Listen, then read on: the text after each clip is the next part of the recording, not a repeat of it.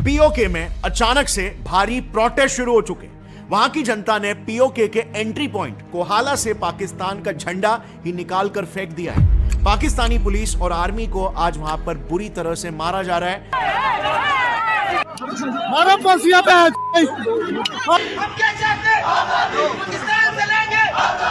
लोगों में इतना गुस्सा भर चुका है कि वो वहां के पुलिस वालों को तक पहाड़ के ऊपर से सीधा नीचे फेंक रहे हैं। 10 मई 2024 को तो वहां के एसडीएम यानी एक टॉप गवर्नमेंट ऑफिसर के कपड़े उतारकर उसे पब्लिकली पीटा गया और फिर उसके निकाले हुए कपड़ों को भरे चौक में लटका दिया गया।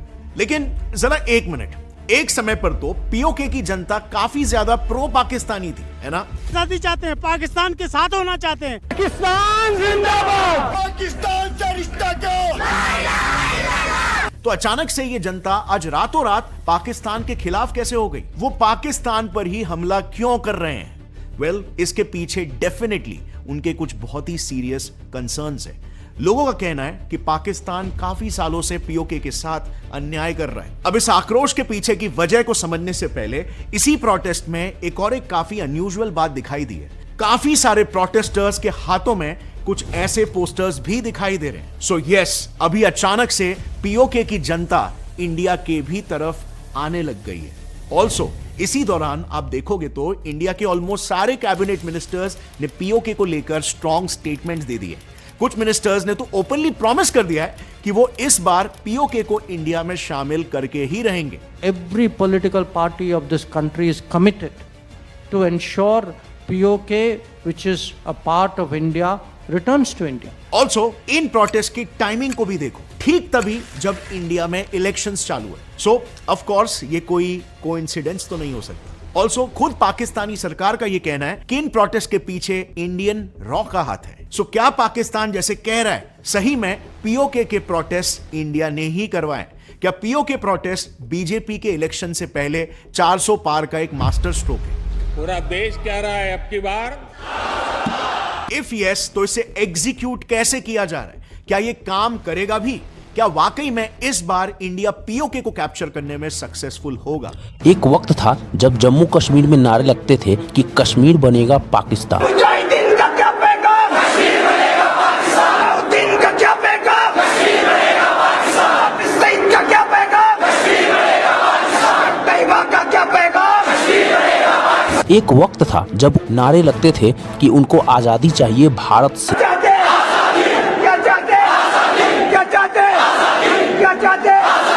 एक वक्त था जब जम्मू कश्मीर के लोगों का दिल जान पाकिस्तान हुआ करता था। मेरी जान पाकिस्तान, पाकिस्तान। मेरी जान पाकिस्तान, दिल दिल पाकिस्तान, जान पाकिस्तान, दिल पाकिस्तान, जान पाकिस्तान। और एक आज का वक्त है जब पाकिस्तान ऑक्यूपाइड कश्मीर में ये नारे लग रहे हैं कि उनको इंडिया में आना है। इस टॉपिक पर गौरव ठाकुर भाई ने बहुत अच्छी वीडियो बनाई है। डिस्क्रिप्शन में ओरिजिनल वीडियो का लिंक है, जाकर उनको भी सपोर्ट कीजिए। तो चलिए शुरू करते हैं। वेल, हमेशा की तरह सबसे पहले पीओके में हो रहे प्रोटेस्ट के इन 4 मेजर रीजंस को समझते हैं कि क्यों पीओके पाकिस्तान से नाराज है और अलग होना चाहता है। Let's start with the first major reason, high inflation rates. So April 2023 में पाकिस्तान का इन्फ्लेशन उनके हिस्ट्री के सबसे हाईएस्ट रेट पर पहुंच गया था। Pakistan is not getting a bailout. Pakistan is going through its worst economic crisis in years.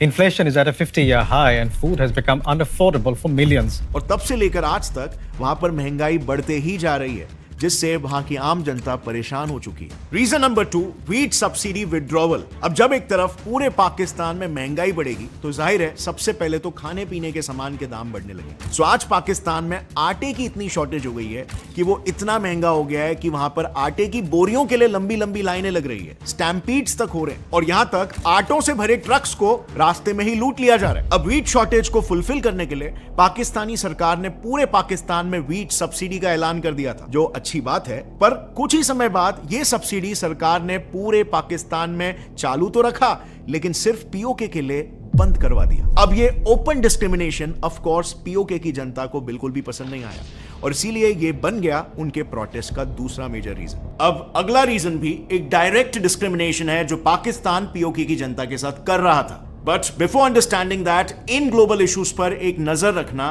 Trading के पर्सपेक्टिव से भी काफी इंपॉर्टेंट होता है, क्योंकि इन इश्यूज से ग्लोबली स्टॉक मार्केट काफी इफेक्ट होती है। And as you know, trading help करता है इन जनरेटिंग पैसिव इनकम। अगर आप let's come back to the topic. Reason number 3, tax on electricity. अब ये सब कुछ चल ही रहा था कि सितंबर 2023 में पाकिस्तानी गवर्नमेंट ने पीओके पर हेवी इलेक्ट्रिसिटी टैक्सेस इंपोज कर दिए। इतने हेवी कि इसके बाद से आज वहां पर 5,000 रुपए के लाइट बिल पर 5 से 10,000 रुपए का तो सिर्फ टैक्स ही आ जा रहा है। ये जो बिलों पे इन्होंने इजाफी टैक्सेस लगाए, गरीब आवाम का जीना मुश्किल हो गया है। अब लोग खुदकुशियों पर आ गए हैं। लोग हमें तो बिजली की, हम तो 2 बल्ब है एक रूम में, किचन में, और एक पंखा इस्तेमाल करते हैं। जबकि पीओके का मंगला डैम पूरे पाकिस्तान की 20% एनर्जी डिमांड को फुलफिल करता है, और उसी इलाके के लोगों को पाकिस्तानी सरकार उस डैम से जनरेटेड एनर्जी का सिर्फ 30% एनर्जी ही दे रही है। इनफैक्ट पाकिस्तान के पहले प्रेसिडेंट ने तो वहां की जनता को यह वादा तक किया था कि उनको इस डैम के बदले फ्री इलेक्ट्रिसिटी मिलेगी। अब फ्री इलेक्ट्रिसिटी तो छोड़ो, पाकिस्तान उन्हीं के इलेक्ट्रिसिटी को उन्हें ही सप्लाई करके उनसे ही ट्रिपल कीमत वसूल रहा है। कितनी बड़ी आयरनी है ये। सो जाहिर है जनता इससे खुश बिल्कुल भी नहीं है, और इसीलिए ये प्रोटेस्ट का तीसरा कारण है। ये क्या बात हुई कि उनका ही रिसोर्स यूज करके उनको ही महंगे दामों में बेचो। अब पूरे 2023 में इन्हीं मुद्दों को लेकर कई छोटे बड़े प्रोटेस्ट हो रहे थे, लेकिन हाल ही में हो रहे बड़े प्रोटेस्ट का ट्रिगर पॉइंट था दिसंबर 2023 का प्रोटेस्ट, जिस पर जनता का यह कहना है कि सरकार ने उनसे सुलह करवाने के लिए कोई एक्शन ही नहीं लिया। एक्चुअली में पीओके के इन कंसर्न्स को Jammu and Kashmir joint Awami action committee शुरू से ही पाकिस्तानी सरकार के सामने रख रही है, जिसके लिए ही इन्होंने दिसंबर 2023 को पूरे पीओके में एक मेजर प्रोटेस्ट शुरू किया था। इस प्रोटेस्ट में उन्होंने सरकार के सामने ये 3 डिमांड्स रखे थे, और सरकार ने भी इसे एश्योर किया था कि वो इस मामले में जल्दी एक्शन लेंगे। फिर क्या, लोगों ने 2 महीने तक इंतजार किया, बट एक्चुअल में कोई एक्शन लिया ही नहीं गया, और इसीलिए फिर 10 मई 2024 को जम्मू कश्मीर जॉइंट अवामी एक्शन कमेटी ने पीओके के मीरपुर एरिया में प्रोटेस्ट शुरू कर दी। अब प्रोटेस्ट की इंटेंसिटी को समझने के लिए आपको सबसे पहले यह समझना होगा कि पाकिस्तान ने हमारे पीओके को इन 10 डिस्ट्रिक्ट्स में कैसे डिवाइड करके रखा है। तो देखो, अवामी कमेटी ने मीरपुर से एक मार्च निकाला जो सीधे मुजफ्फरबाद जाने वाला था, क्योंकि ये पीओके का एडमिनिस्ट्रेटिव कैपिटल है। तो जैसे ही ये प्रोटेस्ट शुरू हुआ, पीओके के अलग अलग डिस्ट्रिक्ट्स इससे जुड़ने लगे। लेकिन एक बात इसमें गौर करने वाली यह थी कि अब तक सभी प्रोविंसेस में प्रोटेस्ट पीसफुल थे, बट फिर सिर्फ एक इंसिडेंट ने इस पूरे प्रोटेस्ट की रुख ही बदल दी, और ये पीसफुल प्रोटेस्ट एकदम से वायलेंट हो गए।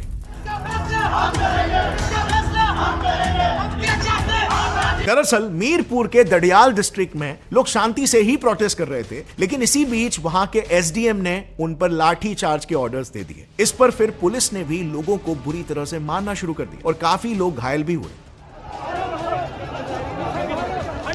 अब इस इंसिडेंट से लोगों को इतना गुस्सा आ गया कि उन्होंने उस एसडीएम के कपड़े निकालकर उसे मारना शुरू कर दिया, और उसके कपड़ों को फाड़कर उसके ही ऑफिस के बाहर लटका दिया। उनका यह मानना था कि एक तो सरकार हमारे डिमांड्स को नजरअंदाज कर रही है, और ऊपर से पीसफुल प्रोटेस्ट पे लाठीचार्ज कर रही है। इसके बाद फिर अवामी कमेटी ने भी इस कंपैरेटिवली लोकलाइज्ड प्रोटेस्ट को एक पीओके वाइड प्रोटेस्ट डिक्लेयर कर दिया, और पीओके के ऑलमोस्ट हर डिस्ट्रिक्ट में जो प्रोटेस्ट पीसफुली हो रहे थे वो अब इसके बाद एकदम से वायलेंट हो गए।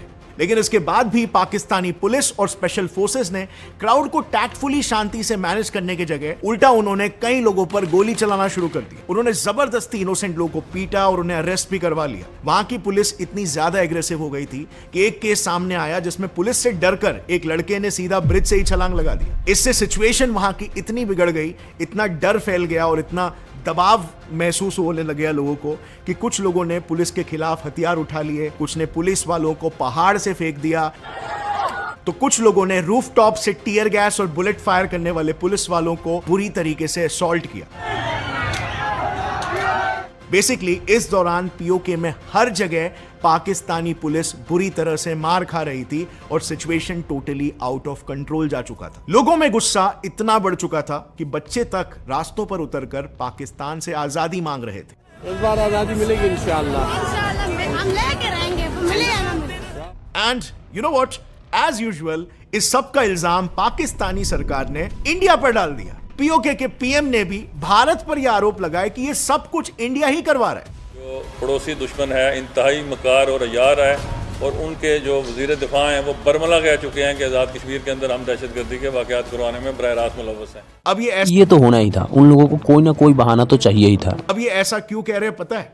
बिकॉज इसी हफ्ते पाकिस्तान में IMF के डिग्निटरीज आने वाले हैं, जिसके वजह से पाकिस्तान को करीब 6 से 8 बिलियन डॉलर्स का बेल आउट पैकेज मिलेगा, भीख मिलेगी। IMF के साथ आज एक इंतहाई मस्बत नतीजे पर पहुंची है। अब ये अमाउंट पाकिस्तान के लिए कितना जरूरी है, इसे आप इससे समझ सकते हो कि वो IMF से 6 से 8 बिलियन डॉलर्स और चाइना से 12 billion dollars debt roll over लेकर अपने 23 बिलियन डॉलर्स का डेफिसिट को फुलफिल करना चाहता है, ताकि उनके यहां पर इन्फ्लेशन कंट्रोल किया जा सके और उनकी कंट्री डिफॉल्ट ना हो। बट पाकिस्तान का यह आरोप है कि भारत ऐसा नहीं होने देना चाहता, वो पाकिस्तान को कोलैप्स करवाना चाहता है और इसीलिए वो POK में प्रोटेस्ट करवा रहा है, ताकि पाकिस्तान के एडमिनिस्ट्रेटिव मिसमैनेजमेंट को देखकर IMF उन्हें बेल आउट पैकेज ना दे।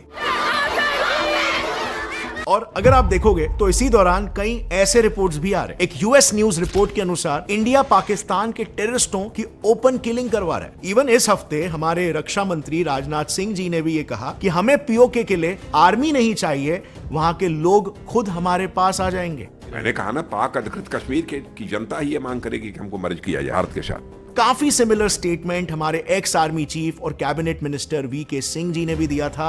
POK अपने आप भारत के अंदर आएगा, थोड़ा सा इंतजार करें। एंड अब तो इंडिया के होम मिनिस्टर अमित शाह जी ने भी ओपनली ये कह दिया है कि इस इलेक्शन में NDA के पावर में आते ही हम सबसे पहले POK को वापस ले लेंगे। इंडिया के फॉरेन मिनिस्टर S जयशंकर ने भी कई बार डिप्लोमेटिक प्लेटफॉर्म्स पर यही कहा है कि POK के लिए इंडियन पार्लियामेंट और इंडिया की सारी पॉलिटिकल पार्टीज कमिटेड है। जब सही समय आएगा तो हम हमारी खोई हुई जमीन को वापस से जरूर ले लेंगे। Every political party of this country is committed to ensure POK, which is a part of India, returns to India. This actually is our national commitment. और आज का इंडिया तो आपको पता ही है, जो भी हम बोलते हैं हम करके दिखाते हैं। सो डेफिनेटली ऐसे दौर में हमारे लीडर्स के ऐसे बोल्ड स्टेटमेंट से पाकिस्तान काफी ज्यादा इनसिक्योर हो चुका है। पर इन सभी कंट्रोवर्सीज के बीच करंट सिचुएशन के हिसाब से मुख्य सवाल यह आता है कि POK का आखिर फ्यूचर ही क्या होगा, POK के साथ आगे क्या होने वाला है। POK के करंट टेम्परामेंट को थोड़ा सा इंट्रिंसिकली अगर स्टडी करें तो वहां पर बेसिकली 3 टाइप के आज डिमांड्स हैं। Number 1, joining with India. वहां पर एक गुट आज बन चुका है जो भारत के साथ जुड़ना चाहता है। आज आप देखोगे तो वहां पर खुद POK के ही लोग ओपनली PM मोदी से ये कह रहे हैं कि हमें पाकिस्तान से आजादी दिला दो। POK के एक human rights activist Amjad Ayub Mirza तो इंडियन गवर्नमेंट से ये तक कह रहे हैं कि यही सही टाइम है POK को अपने कंट्रोल में लेने का, क्योंकि आज वहां की जनता पर काफी ज्यादा अत्याचार हो रहा है। सो इससे बेहतर रीजन क्या हो सकता है? If today the Indian government does not step up their efforts to free POK and Gilgit-Baltistan, then this golden chance of our freedom will wither away.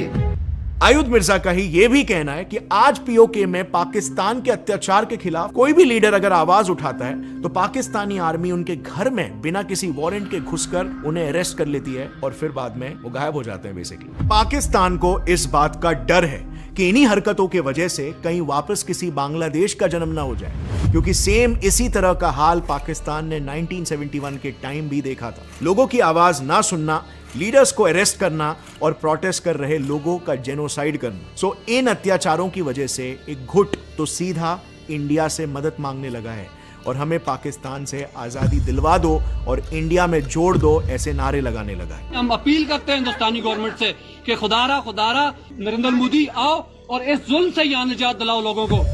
अब बात करते हैं POK के फ्यूचर पॉसिबिलिटी नंबर 2 की, रिमेनिंग विद पाकिस्तान। अब of course दूसरा situation एक ऐसा भी क्रिएट हो सकता है, क्योंकि एक प्रो पाकिस्तानी गुट भी है जो पाकिस्तानी फोर्सेस के साथ मिलकर आम लोगों की आवाज को दबा रही है। सो अगर ये गुट सक्सेसफुल हो जाती है इन सारे प्रोटेस्ट को टेम करने के लिए, इन्हें कंट्रोल करने के लिए, तो फिर POK का फ्यूचर कुछ ऐसा भी हो सकता है। फ्यूचर नंबर 3, आजाद कश्मीर। अब POK की जनता में कुछ लोग ऐसा भी माइंडसेट रखते हैं कि जो ना पाकिस्तान के साथ रहना चाहते हैं और ना ही वो भारत के साथ जुड़ना चाहते हैं, यानी कि वो एकदम एक इंडिपेंडेंट आजाद कश्मीर चाहते हैं, जैसे कश्मीर पहले हुआ करता था एक छोटे पीरियड ऑफ टाइम के लिए। अब ये डिमांड ऑफ कोर्स कई लोगों को आज के समय में सही भी लग रही है, लेकिन ये चीज हमें भूलना नहीं चाहिए कि यही सेम चीज 1947 के समय जम्मू एंड कश्मीर के राजा हरि सिंह जी ने भी सोची थी, और इसी वजह से ही तो आज तक कश्मीर के लोग सुकून से नहीं रह पाए हैं। एंड प्रैक्टिकली भी देखा जाए तो अगर मान लो ये पीओके एक इंडिपेंडेंट कंट्री बन भी जाता है, तो क्योंकि ये एक लैंडलॉक्ड कंट्री होगा तो एडिक्वेट रिसोर्सेस नहीं होने के कारण इन्हें हमेशा अपने नेबर्स पर ही रिलाय होना पड़ेगा। और जिस देश के पाकिस्तान और चाइना जैसे नेबर्स है, तो वो छोटी सी इंडिपेंडेंट कंट्री पीसफुली कोएग्जिस्ट कैसे कर पाएगी। और वैसे भी पीओके के लोगों को पाकिस्तान के साथ रहकर मिलेगा क्या? आने वाले कुछ सालों में इंडिया एक सुपर पावर कंट्री के रूप में बनने वाला है, और जैसा कि बीजेपी के लीडर्स कह रहे हैं 2047 तक इंडिया हर मामले में, economy, infrastructure, health, tourism, development, geopolitics, हर मामले में एक डेवलप कंट्री की तरह होगा। तो जाहिर सी बात है उन लोगों को घर वापसी कर लेनी चाहिए। बड़े विश्वास के साथ देश की जनता को कहना चाहता हूँ, तीसरी टर्म मोदी जी को दे दीजिए। 2047 में जब आजादी की शताब्दी मनाई जाएगी, हम तो शायद नहीं होंगे दुनिया में, परंतु युवा लोग याद रखें 2047 में भारत हर क्षेत्र में पूरे संसार में सबसे प्रथम होगा और भारत माता विश्व गुरु के स्थान पर प्रस्थापित होगी। The odds would be greatly against POK। लेकिन इन सब के बीच एक चीज तो बिल्कुल क्लियर है, आज नहीं तो कल पाकिस्तान का टूटना तो तय है। क्योंकि अगर आप पाकिस्तान के इस मैप को देखोगे, उनके नॉर्थ वेस्ट का जो एरिया है, वहां के पश्तून्स पाकिस्तानी गवर्नमेंट से खुश नहीं है, और उस रीजन में अफगानिस्तान का हैवी इन्फ्लुएंस है। सो अफगान्स के प्रेशर की वजह से वो रीजन पाकिस्तान से टूटना चाहता है। सेम उसी तरह पाकिस्तान के साउथ में बलोचिस्तान के बलोच काफी सालों से अपनी आजादी की लड़ाई लड़ रहे हैं। आए दिन खबर आती है बलोचिस्तान लिबरेशन फोर्स ने पाकिस्तानी आर्मी पर अटैक किया।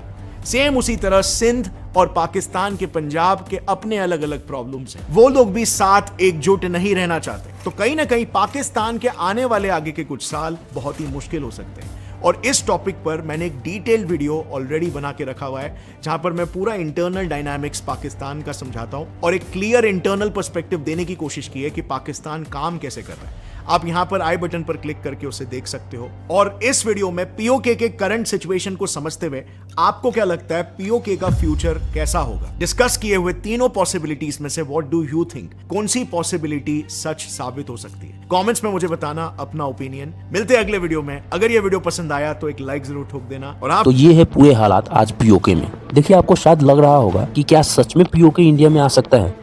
क्या इंटरनेशनल रूल्स के हिसाब से इंडिया पर सैंक्शंस नहीं लग सकते हैं अगर किसी और की टेरिटरी को इंडिया में शामिल किया गया तो इसका जवाब है कि हाँ, बिल्कुल हो सकता है। बिल्कुल इंडिया पर सैंक्शंस लग सकते हैं, लेकिन लगेंगे नहीं, क्योंकि ऐसा नहीं है कि इंडिया डायरेक्ट पाकिस्तान से लड़ के पीओके को इंडिया में शामिल कर लेगा। इसके पीछे बहुत सारी स्ट्रेटजीज बनाई जा रही है, और मुझे ऐसा लगता है कि सरकार की वो स्ट्रेटजीज कुछ इस तरह से हो सकती है कि पहले पीओके को आजाद करवाना और एक नई कंट्री बना देना, उसके बाद इंडिया में शामिल कर लेना। देखिए, सैंक्शंस तब लगा जाते हैं जब आप किसी दूसरे देश की टेरिटरी पर जबरदस्ती कब्जा कर लेते हैं। और पीओके के हालात कुछ ऐसे हैं कि पीओके भले आज पाकिस्तान का पार्ट है, लेकिन खुद में वो एक इंडिपेंडेंट कंट्री भी है, क्योंकि पाकिस्तान ने खुद पीओके को ऐसा एक स्टेटस दे रखा है। पीओके के अपने प्राइम मिनिस्टर होते हैं, वहाँ की अपनी असेंबली होती है। मतलब लगभग हम कह सकते हैं कि पीओके एक इंडिपेंडेंट कंट्री की तरह ही है। और अभी के हालात जैसे पीओके में है, लोग जिस तरह से प्रोटेस्ट कर रहे हैं, वो दिन दूर नहीं कि पीओके आजाद होकर एक इंडिपेंडेंट कंट्री बनेगा। उसके बाद इंडिया में विलय होगा उसका और उनकी घर वापसी होगी। देखिए, जब जम्मू कश्मीर में आर्टिकल 370 हटाने की बात हुई थी, तब भी इसी तरह के ड्रामे हुए थे और वहाँ के पॉलिटिशियंस छाती ठोक के कहते थे कि आर्टिकल 370 को हटाया ही नहीं जा सकता। मोदी साहब क्या कर लेंगे? 370 की बात करते हैं, वो कभी भी अगर वो 10 दफा भी हिंदुस्तान के प्राइम मिनिस्टर बनेंगे, वो 370 को नहीं छू सकते। उसी तरह आपको अगर ऐसा लगता है कि पीओके इंडिया में नहीं आ सकता, तो ये आपकी गलत फहमी है। पर्दे के पीछे क्या क्या हो रहा है ये हम इमेजिन भी नहीं कर सकते। जिस तरह से आर्टिकल 370 को हटाने के लिए इतनी सारी स्ट्रेटजीज बनाई गई थी, जिसका पता हमें बाद में चला, उसी तरह पीओके को भी लाने के लिए बहुत सारी स्ट्रेटजीज बनाई जाएंगी और बनाई जा रही हैं, जिसका पता हमें बाद में चलेगा, क्योंकि पीओके इंडिया का पार्ट है। ऐसे ही बेस्ट रिएक्शन वीडियोस के लिए इस चैनल को सब्सक्राइब कर लीजिए।